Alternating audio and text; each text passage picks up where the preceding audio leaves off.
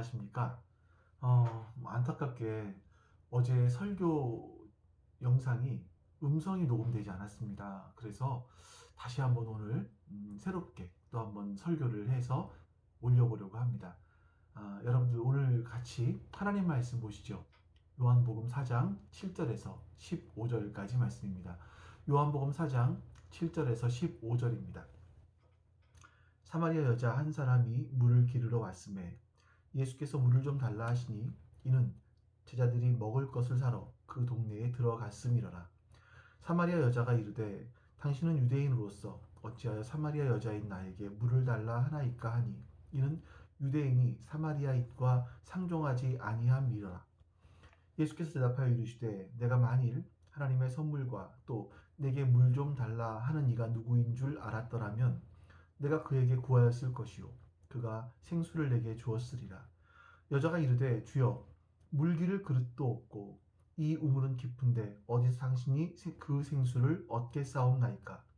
우리 조상 야곱이 이 우물을 우리에게 주셨고 또 여기서 자기와 자기 아들들과 짐승이 다 마셨는데 당신이 야곱보다 더 크니이까. 예수께서 대답하여 이르시되 이 물을 마시는 자마다 다시 목마르려니와 내가 주는 물을 마시는 자는 영원히 목마르지 아니하리니 내가 주는 물은 그 속에서 영생하도록 솟아나는 샘물이 되리라. 여자가 이르되 주여 그런 물을 내게 주사 목마르지 않고 또 여기 물 기르러 오지도 않게 하옵소서. 아멘. 여러분 요즘 뉴스를 보니까 코로나 이후에 우울증이 많이 급증했다라고 합니다. 코로나 블루라고 하죠. 근데 그 급증한 이유를 보니까 우리나라 사람들이 굉장히 높았대요. 그러니까 OECD 가운데 우울증 발병률이 1위였다라고 이야기를 합니다. 뭐 이런 것 때문인지 우리나라의 유명 배구 선수 또는 유명 유튜버 바로 얼마 전에 자살했다라는 이야기를 듣기도 했죠.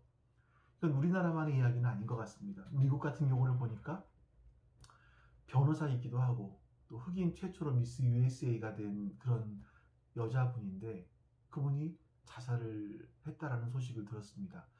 굉장히 명성도 있었고 또 좀 잘 살던 분이었는데 그분이 우울증이 굉장히 심하게 걸렸던 것 같아요. 뭐 이런 데는 여러 가지 이유가 있겠지만 근본적인 원인이 있다면 사람들이 자신의 말을 믿어주지 않는다라는 그 고독감이라고 하죠. 고독감, 그 외로움, 우리말 쉽게 말하면 외로움인 겁니다. 통계청 조사에 보니까 우리나라 3분의 2 가구 수 중에 3분의 1이 1인 가구입니다. 혼자 사는 거죠. 그 중에 20대와 60대 이상이 가장 많습니다. 그분들에게 가장 큰 60대 이상 노인분들에게 가장 큰 문제가 있다면 그것은 뭐냐면 고독감, 외로움이라는 겁니다. 살기는 점점 편리해져 가고 있는데 외로움은 더 커가고 있는 것 같습니다. 성경에도 보면 이 외로움을 겪었던 사람들에 대한 이야기들이 굉장히 많이 나옵니다. 예수님께서는요, 이 외로움을 갖고 있었던 사람들과 어떻게 만나 주셨고 또 어떻게 그들과 대화하셨고 어떻게 그 문제를 해결해 주셨는지에 대해서 오늘 여러분들과 같이 한 말씀을 나눠보려고 합니다. 그러니까 오늘부터 우리가 4주 동안 같이 나눌 말씀은 예수님을 만난 사람들, 그리고 3월 첫 번째 주부터 부활주일까지는 요한복음을 여러분들과 같이 전체적으로 읽어보는 시간을 가져보려고 합니다. 31일간 읽는 건데요. 네, 그래서 여러분 책자로 만들어서 여러분들에게 나눠드리도록 하겠습니다. 이제 오늘 제가 여러분들과 같이 나누려고 하는 이 사람은 우울증, 외로움을 겪고 있던 사람은 바로 사마리아 여인입니다. 오늘 여러분과 예수님과 그 여인의 대화를 같이 살펴보면서요. 그 속에서 예수님이 어떻게 이 여인에게 다가오시고 또 이 여인은 어떤 상황이었고 또 이것이 우리에게 어떤 의미가 있는 것인가 같이 한번 말씀을 나눠보도록 하겠습니다. 자, 먼저는 여러분 이 여인과 우리를 비교해보면 굉장히 비슷한 공통점들이 많습니다. 닮은 부분이 굉장히 많아요. 먼저는요, 이 여인은 대낮에 물을 깃기 위해서 우물가, 마을 가운데 있는 우물가로 나왔다라는 겁니다. 이게 왜 닮았을까? 우리와 비슷할까? 그 당시 상황을 좀 아셔야 되는데, 팔레스타인 지역은 낮에 온도가 40도가 넘어갑니다. 굉장히 뜨거운 날씨죠. 그래서 보통은 낮에 물을 기르러 가지 않습니다. 뭐 급박하게 뭐 손님이 와서 라면을 끓여야 된다, 뭐 이런 건 어쩔 수 없겠지만 보통은 낮에 물을 기르러 가지 않습니다. 근데 이 여인은 낮에 물을 기르러 왔어요. 그렇다면 이 여인에게는 다른 사람들을 만나는 것이 꺼려지는 무엇인가가 있지 않았을까 하는 생각이 드는 거죠. 다른 사람들을 만나기가 꺼려지니까 다른 사람들이 물을 안 기르러 오는 시간에 그 외부적인 환경이 열악했음에도 불구하고 물을 기르러 온 겁니다. 이런 행동 속에는 자기 속에 어떤 숨겨져 있는 어떤 부끄러움이 있을 수도 있고요. 사람들과 만나면 불편해지는 이 불편감들도 있었을 것 같아요.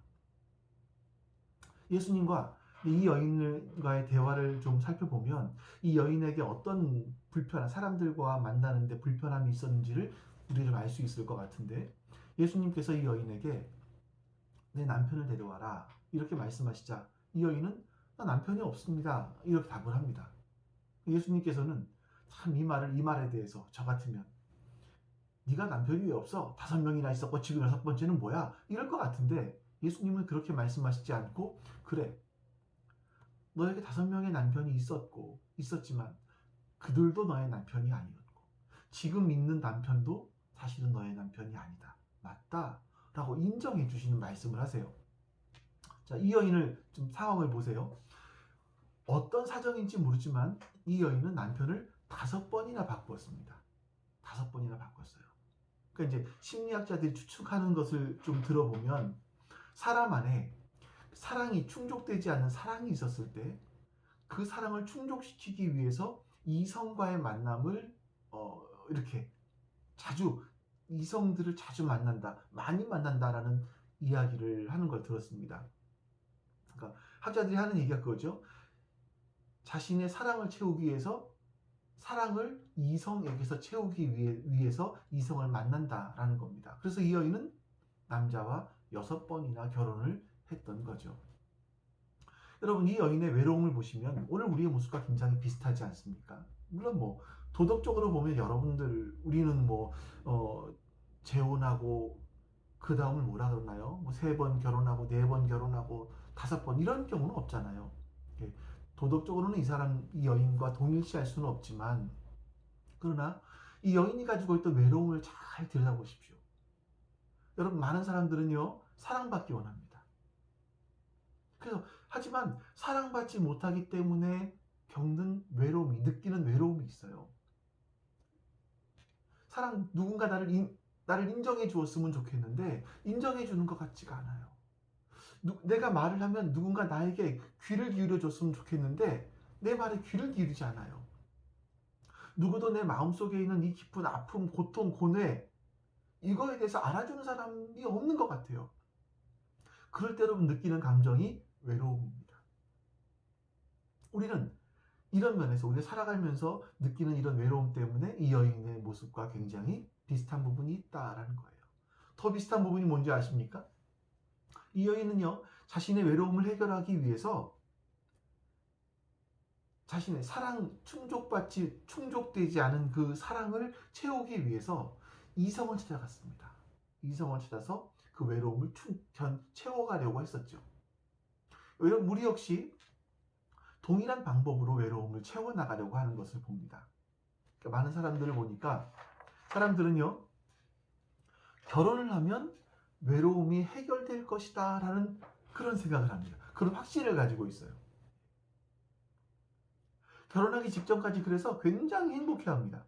지금 만나고 있는 그 사람이 나의 외로움을 달래줄 수 있을 것 같은 그런 나의 외로움을 달래줄 파트너라고 생각해서인지 모르겠지만 결혼을 준비하면서 연애를 하면서 굉장히 행복해합니다. 근데 언제 깨지죠? 신혼여행을 갔다 오면서부터 시작해서 적지 않은 사람들이 상대방이 그 이성이 나의 외로움을 해결해 줄 수 없구나 라는 것을 깨닫기 시작합니다. 그래서 결혼하고 난 다음에 내 옆에 아내가 있고 남편이 있지만 나를 이해해주지 못하는 사람과 같이 살아간다. 이게 얼마나 고통스러운 것인지 차라리 없는 게 낫겠다라고 말하기도 하죠. 그렇다고 여러분, 제가 이런 얘기를 한다고 해서 지금 홍 목사가 정말 결혼 생활에 문제가 있는 건가? 이렇게 생각하실 필요는 전혀 없습니다. 예. 결혼 생활이 아무리 건강해도요, 우리의 내면에 있는 궁극적인 외로움들은 해결되지 않기 때문에 여러분들께 이렇게 말씀을 드리는 겁니다. 사람들이 결혼으로 외로움을 해결하지 못하자 다른 방법들을 찾지요. 술을 먹거나 TV를 보거나 영화를 보거나 친구들을 만나요. 또 쇼핑을 하기도 하고요. 취미생활을 합니다. 내지는 부적절한 관계를 맺기도 하죠.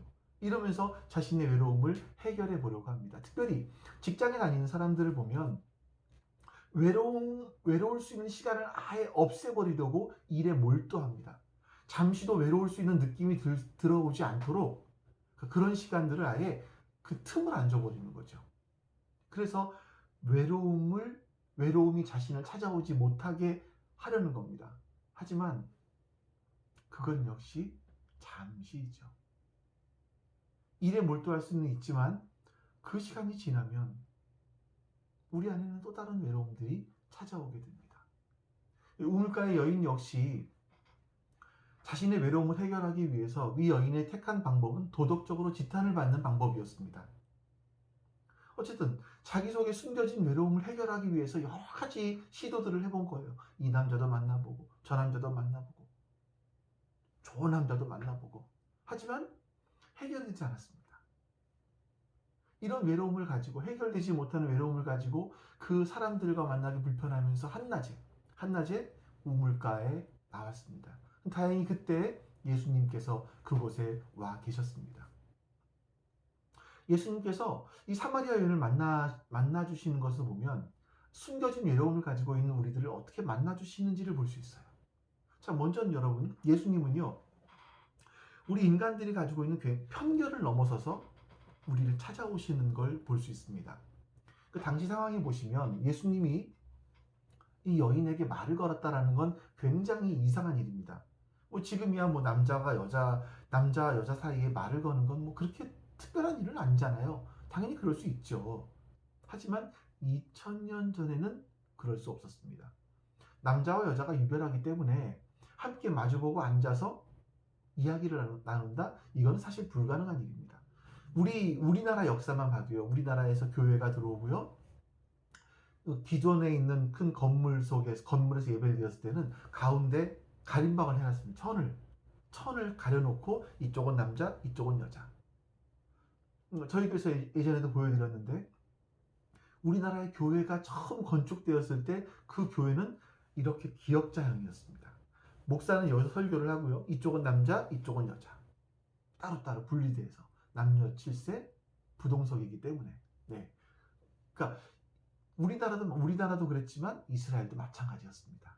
남자와 여자가 쉽게 대화할 수 있지 않았습니다. 뿐만 아니라 이 유대인들은 사마리아 사람들을 굉장히 무시했습니다. 아주 가까이 하지 않았죠.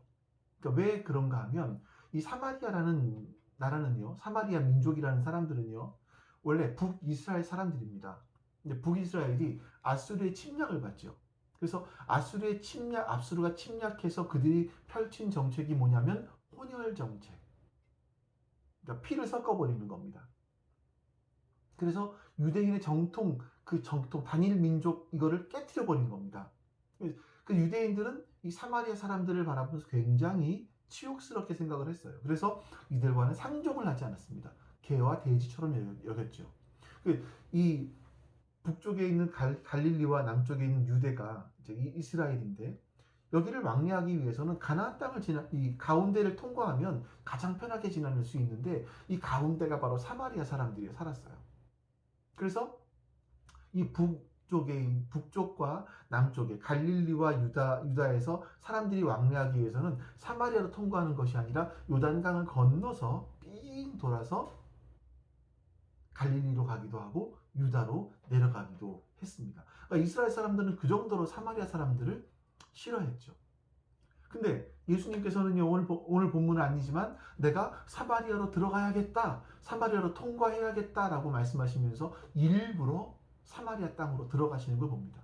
왜 그러셨을까요? 이 여인 한 사람을 만나시기 위해서 사마리아 땅으로 들어가신 겁니다.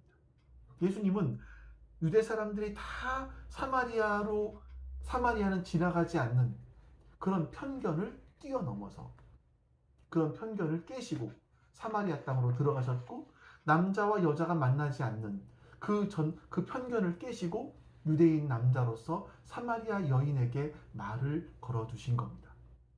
여러분, 사람들은 어떤 조건을 보면서, 자신의 조건을 보면서 나는 예수님 믿을만해, 나 정도면, 또 어떤 경우에는 나는 예수님 믿으면 안 되는 사람인 것 같아.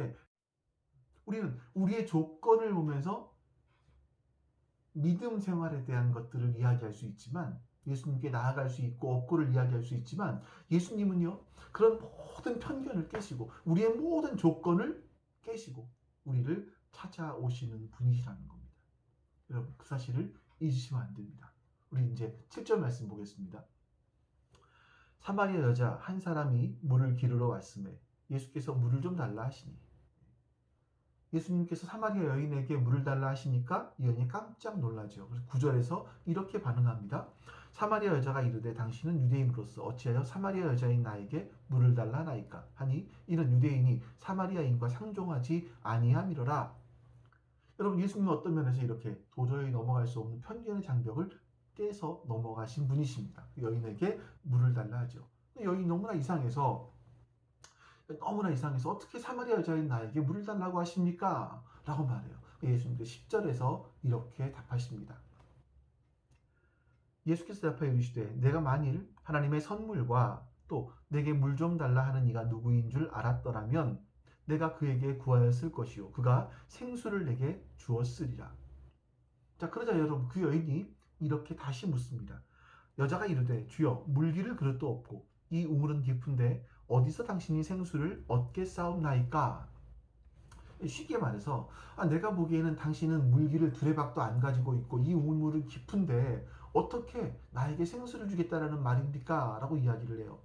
이 여인은요, 예수님께서 생수를 주신다고 하니까 계속 물이 흘러나오는 코웨이 정수기 이 정도쯤으로 생각을 했던 거죠. 여러분, 이 모습 역시 우리와 굉장히 비슷해 보입니다. 성경을 보면요, 좋은 말씀들이 굉장히 많죠. 예를 들어서 먼저 그의 나라와 그의 의를 구하라. 그리하면 어떻게 해주십니까? 이 모든 걸 더 하시겠다라고 말씀하세요. 그래서 우리는 하나님의 의가 뭐지? 하나님의 나라가 뭐지? 생각하다가, 죄송합니다. 먼저 그의 나라가 뭐지? 그의 의가 뭐지? 이거 생각하다가 그래, 내가 예배를 열심히 드려보자. 예배를 열심히 1년간 드렸더니 하나님께서 월세집을 주시고, 또 성경을 일독했더니 월세에서 전세로 옮겨주시고, 또 40일 금식했더니 전세에서 자가를 얻게 하시고, 한 명을 전도했더니 차가 생기고, 2명을 전도했더니 중형차로 바뀌고, 우리는 이런 거를 꿈꾼다라는 겁니다. 영적인 것들을 육적인 것들로 바꾸어서 자꾸 생각을 하려고 한다는 거죠. 하지만 예수님 만나기 전이나 만난 후나 신앙생활에 대한 열심을 내보기 전이나 열심을 내본 후나 사실 별로 변한 것은 없습니다. 현실을 보면 그 말씀이 내가 생각한 대로 이루어지는 것 같지가 않습니다. 이럴 때 사람들은요, 말씀과 현실을 분리해버리죠. 신앙생활이 별거야. 교회 다니면서 좋은 말씀 듣고 남에게 욕먹지 않고 착하게 살면 되는 거지. 이런 정도로 신앙생활을 생각하는 거죠. 왜 그렇게 생각을 합니까? 하나님이 주시마 약속하신 그 하늘의 복을 자꾸 세상의 복으로 바꾸어 생각하기 때문에 그래요. 이 여인도 마찬가지입니다.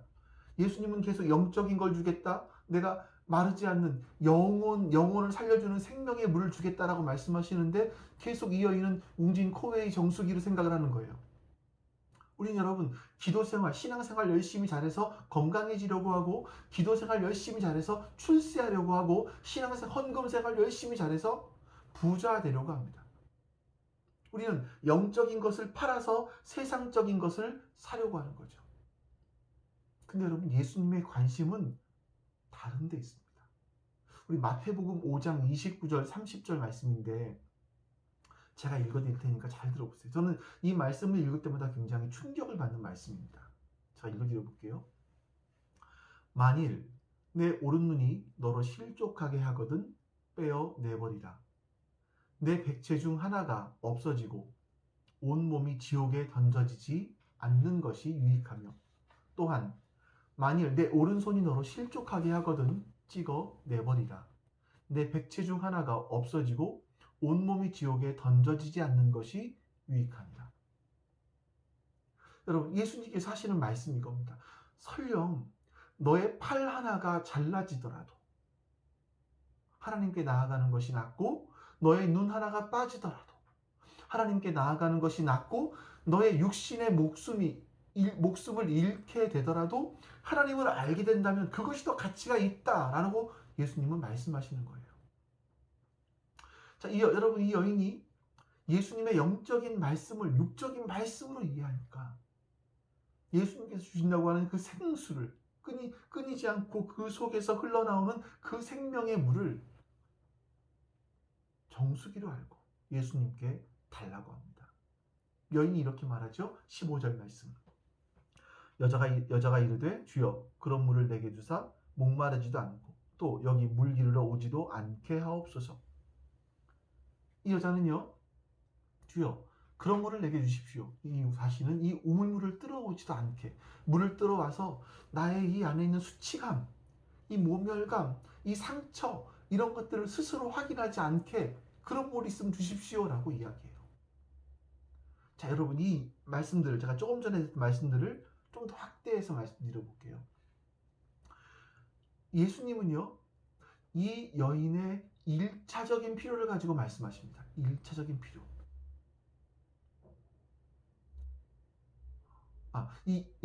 여러분, 이 여인은요, 예수님께 1차적인 필요를 가지고 구합니다. 근데 예수님께서는 1차적인 필요를 채워주시는 것이 아니라 그 더 근원적인, 정말 근원적인 필요의 영원한 물에 대해서 말씀하시죠.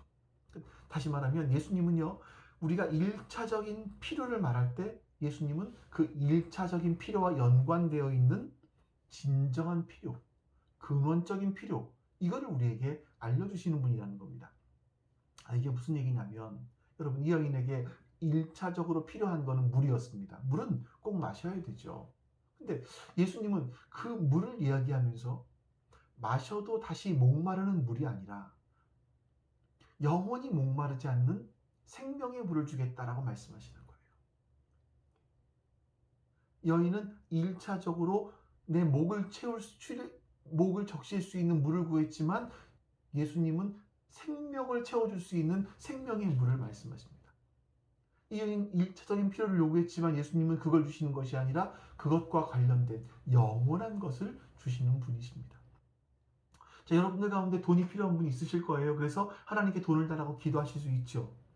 하나님은 돈을 직접 주시는 것이 아니라, 우리의 1차적인 필요를 만족시켜 주시는 분이 아니라 돈을 주시는 대신 우리 안에 진정한 부요가 무엇인지, 우리가 돈을 구하는 것은 그걸 통해서 우리의 안전을 요구하는 거 아니겠습니까? 진정한 안전이 무엇인지 우리에게 알려주세요. 어떤 사람은 권력을 구할 수도 있습니다. 하나님, 내가 더 이상 사람들에게 당하지 않도록, 내가 멸시당하지 않도록 하나님 나에게 힘을 좀 주세요. 근데 예수님께서는 그럴 때 세상을 이기는 내적인 힘을 우리에게 알려주시는 분이세요. 어떤 경우에는 하나님, 나는 부모의 사랑, 연인의 사랑이 필요합니다 라고 이야기할 때 하나님은 내가 너를 사랑하는 진정한 무조건적인 사랑이 뭔지, 하나님의 우리의 죄에 대한 용납이 무엇인지를 알려주고 싶어 하십니다. 인정받기 원하는 사람들에게는요, 다른 사람들로부터 잠깐 인정받는 것을 주시는 것이 아니라 오히려 진정한 가치, 나의 진정한 가치, 누구도 범접할 수 없는 나 자신의 존귀함, 하나님은 이거를 깨닫게 해주십니다. 우리는 하나님 앞에 나올 때 대부분 다 1차적인 필요가 있기 때문에 나와요.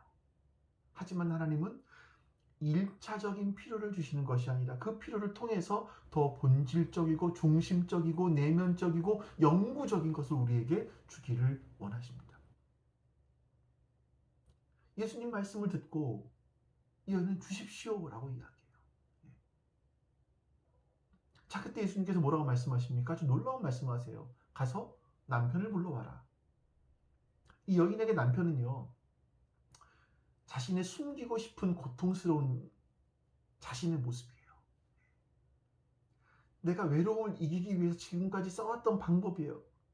사람들에게 지탄을 받기는 했지만, 사람들에게 수치를 당하기는 했지만, 내 외로움을 해결하기 위해서 써왔던 방법이에요.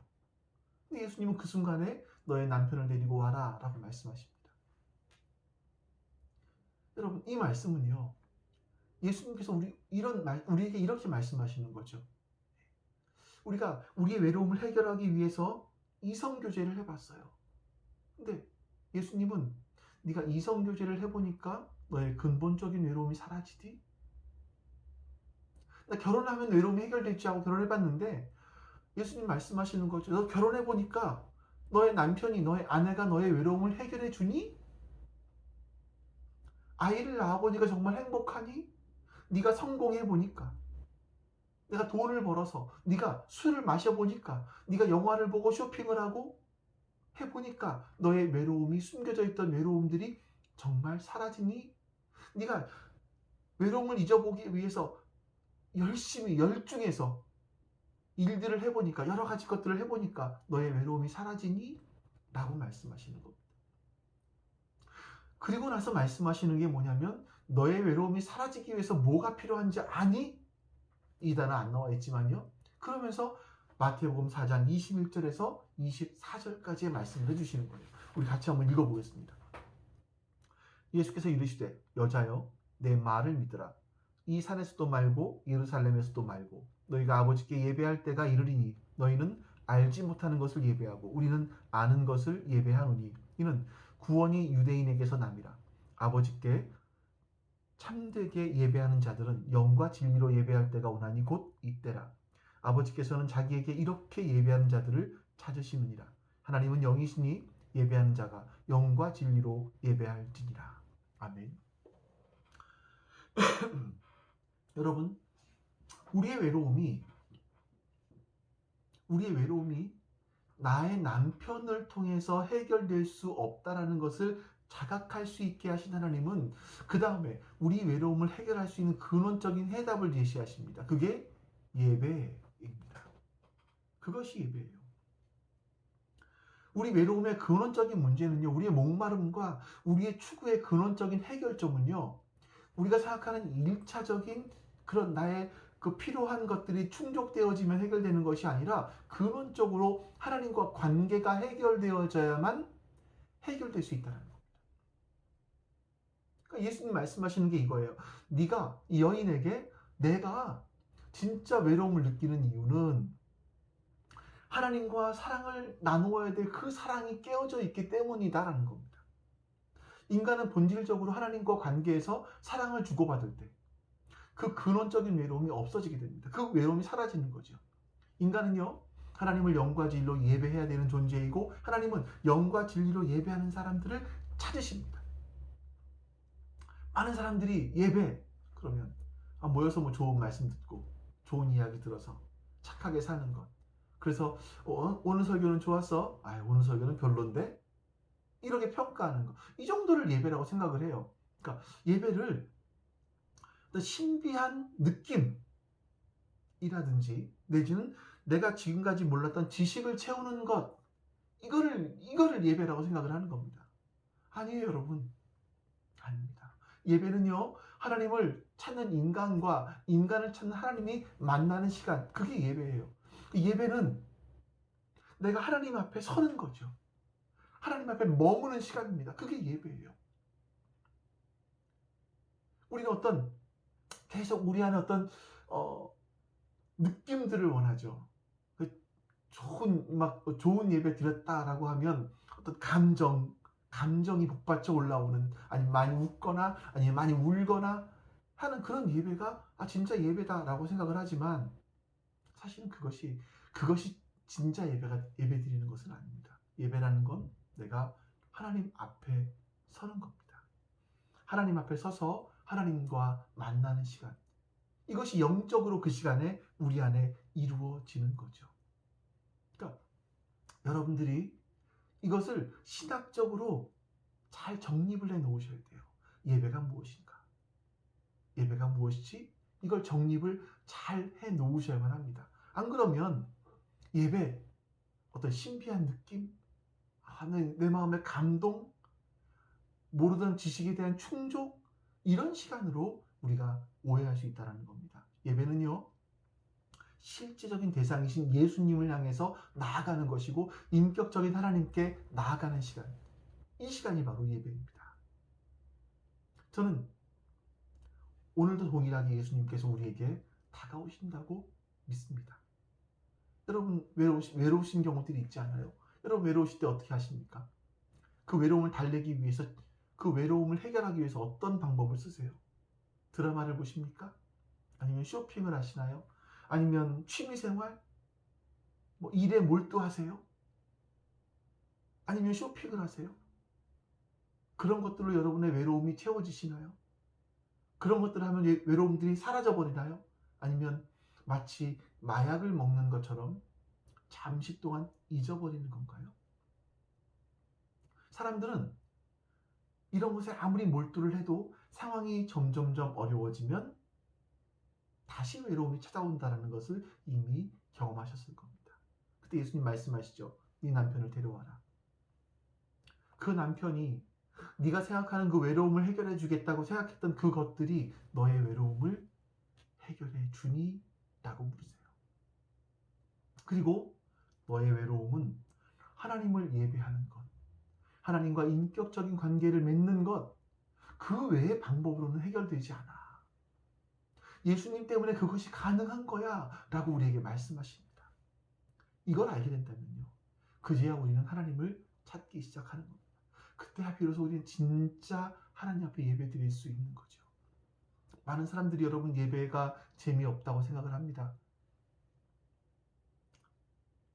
연애 해보셨나요? 내가 사랑하는 그 사람과 만나는 그 시간이 지루하신가요? 재미가 없나요? 아무 말을 하고 있지 않아도 즐겁지 않나요? 기쁘지 않나요? 행복하지 않나요? 사랑하는 사람과 만나는 것인데 재미가 없을까요, 여러분? 사랑하는 하나님과 만나는 시간이에요. 재미가 없을까요? 나의 존재를 누구보다 알아주시는 그분 앞에 내가 서는 겁니다. 이게 재미가 없어요? 즐겁지 않을까요? 나를 누구보다 섬세히 나의 마음을 만져주시는 그 하나님과 만나는 거예요. 내 영혼을 그 하나님께 맡기는 시간이에요. 그 시간이 재미가 없을까요? 여러분, 그렇지 않습니다. 예배가 무엇인지를 알아가면 사람들이 예배드리기에 시간을 내기 시작을 합니다.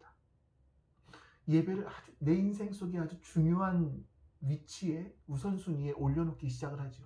그리고 우리가 이 주일날 드리는 예배를 통해서 예배가 무엇인지를 배우려고 해요.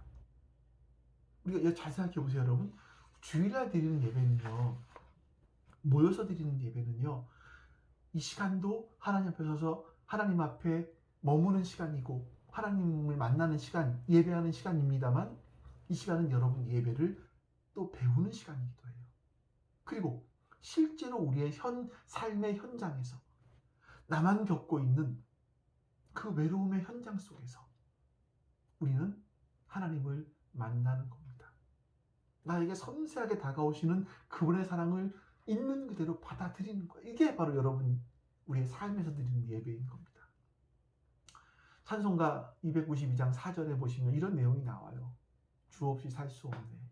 세월이 흐르고 이 깊은 고독 속에 내 생명이 끝나도 어떤 삶의 모습이었는지는 모르겠습니다만 자신은 깊은 고독 가운데 있었다라고 얘기를 해요. 내가 이런 깊은 고독 가운데 내 생명이 끝난다 할지라도 내 인생 속에 사나운 풍랑이 일 때 주님이 날 지켜주십니다. 내 곁에 계신 주님이 내 힘이 되십니다라고 고백을 하죠. 사람들은요, 각자 다 자기의 삶 속에서 각자 여러 가지 종류의 다른 종류의 외로움을 가지고 살아갑니다. 하나님을 만나지 못했기 때문에 궁극적인 외로움을 갖고 사는 사람들도 있습니다. 하나님을 만나고 난 다음에 내 시선을 하나님께 고정시키지 못했기 때문에 다른 걸 보았기 때문에 거기서 외로움을 겪는 사람들도 있습니다. 그때 하나님 말씀하시죠. 영과 진리로 예배해라. 영과 진리로 예배해라. 너희들 속에 있는 내면의 궁극적인 문제들을 내가 그 예배 가운데서 만나주고 만져주고 너와 함께 해줄게. 너의 힘이 되어줄게 라고 말씀하시는 거예요. 우리는 예배 속에서 하나님을 만나는 법을 알아가기 시작합니다. 그 속에서 하나님의 위로를 듣는 법을 알아가기 시작하고요. 다른 사람들이 전혀 이해할 수 없는 길을 의연하게 걸어갈 수 있는 힘이 바로 여기에서 나오기 시작하는 겁니다. 저는 여러분, 여기서 오늘 예배드리는 여러분들이 저와 함께 우리의 전혀 다른 외로움의 단계마다 찾아오셔서 우리를 만지시고 우리를 붙잡아 주시고 우리를 이끌어 가시는, 세상 사람들이 알 수 없는 그런 충만함으로 우리를 채우시는 그 예수님을 알 수 있기를 원하고 그 예수님께 예배할 수 있기를 원합니다. 우리 같이 기도하겠습니다. 하나님, 우리 안에 있는 외로움들을 해결하기 위해서 우리는 각자 자신들만의 남편을 찾고 있었던 우리들입니다. 근데 주님은 우리에게 그 남편을 데려오라 말씀하시죠. 그리고 그 남편이 우리의 외로움을 해결할 수 없다라는 것을 알려주시며 우리에게 예배자가 되라 말씀하십니다. 주님, 우리가 주님을 예배하는 예배자 되게 하여 주시옵소서. 어떤 곳, 어떤 상황 속에서도 주님을 예배하는 예배자 되게 하여 주시옵소서. 하나님의 선하신 은혜가 우리로 예배하는 자 되게 하여 주시고 하나님을 예배 가운데 만나는 자 되게 하여 주시길 원하며 감사드리며 우리 주 예수 그리스도의 이름으로 기도하옵나이다. 아멘. 하늘에 계신 우리 아버지여, 이름이 거룩히 여김을 받으시오며 나라가 임하시오며 뜻이 하늘에서 이루어진 것 같이 땅에서도 이루어지이다. 오늘 우리에게 일용할 양식을 주시옵고 우리가 우리에게 죄진 자를 사하여 준 것 같이 우리 죄를 사하여 주시옵고 우리를 시험에 들게 하지 마시옵고 다만 악에서 구하시옵소서. 나라와 권세와 영광이 아버지께 영원히 있사옵나이다. 아멘.